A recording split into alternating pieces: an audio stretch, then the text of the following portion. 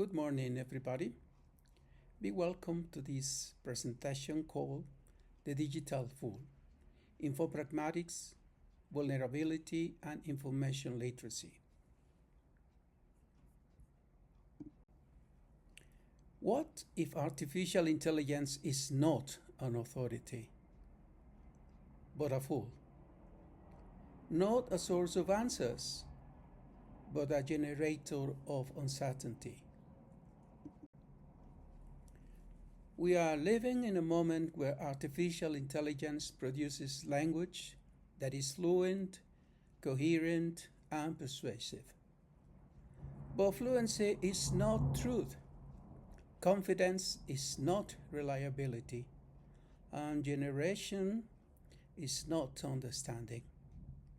The real challenge is not technological, it is epistemological. Traditionally, information literacy has focused on access and verification, but AI changes that terrain. Now the question is no longer, can we find information? It is, can we interrogate it? From the perspective of infopragmatics, meaning is not contained in information. It is constructed through context and interaction. Information is not content, it is action. To understand this shift, I turn to King Lear. For those less familiar with the play, it presents a king who mistakes flattery for truth, a nobleman who fails to verify evidence, and a fool who, despite having no power, reveals what others cannot see. This is not only drama, it is a model of knowledge under failure. Artificial intelligence can be understood as a digital fool, not because it possesses wisdom, but because it exposes our lack of it. It provokes, it destabilizes, it reveals. This requires a shift. The teacher becomes a mediator. The student becomes a critical agent. Learning moves from receiving to questioning.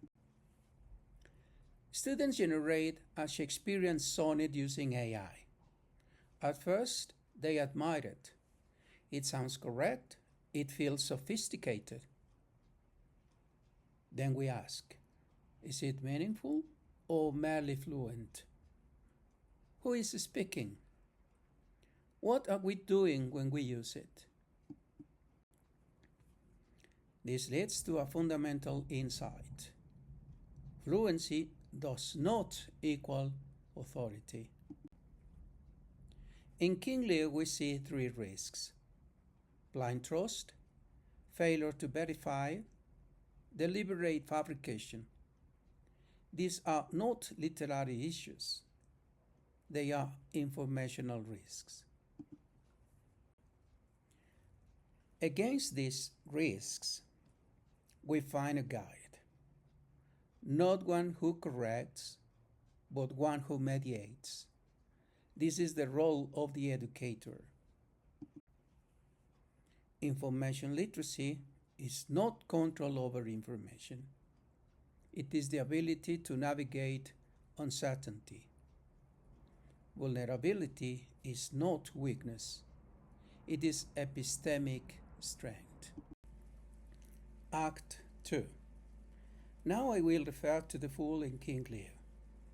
In King Lear, the fool occupies a paradoxical position. He is marginal, irreverent, and often dismissed. And yet, through humor and irony, he reveals what the king himself cannot see. He does not correct Lear. He unsettles him. And in doing so, he exposes something fundamental, that authority collapses when it is no longer questioned. Today we face a different kind of authority. It does not wear a crown, It does not speak from a throne. It speaks fluently through algorithms.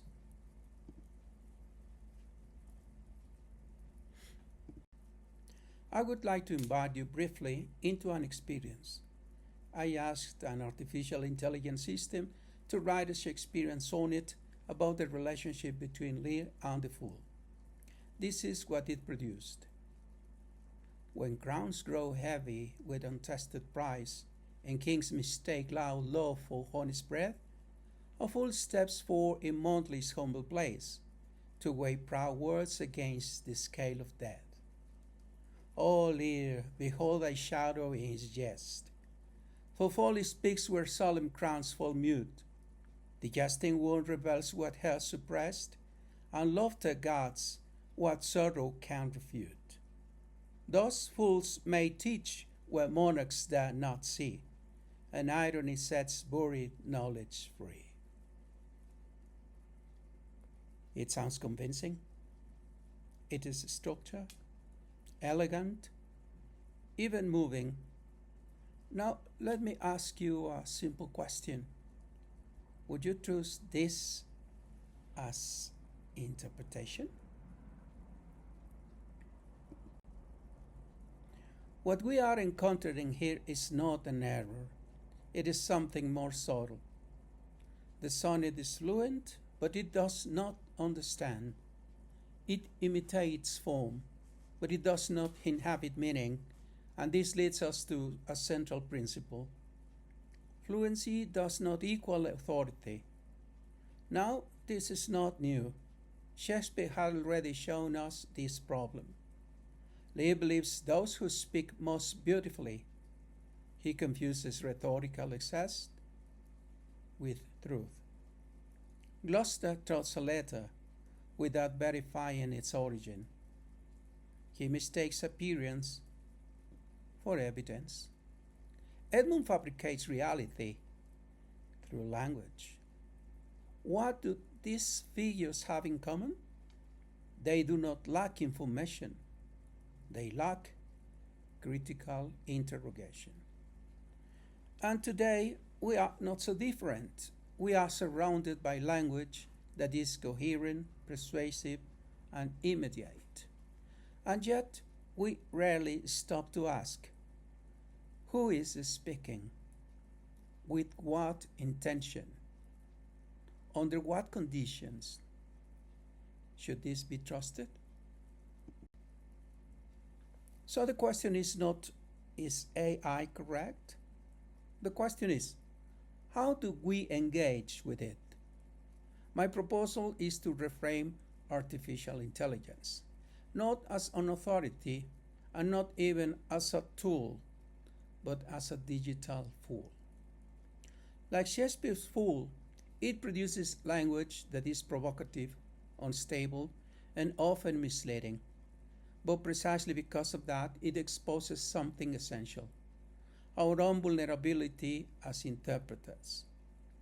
In this model, AI-generated responses are not answers. They are provocations. They invite us to question, to verify, to interpret. They transform information literacy from a checklist of skills into a human capacity. The capacity to navigate uncertainty, to interrogate authority, and to respond ethically to what appears convincing. We do not eliminate error, we learn through it. The fool never had power, but he revealed truth. Today, the algorithm does not understand, but it reveals whether we do. This is the end. Thank you very much.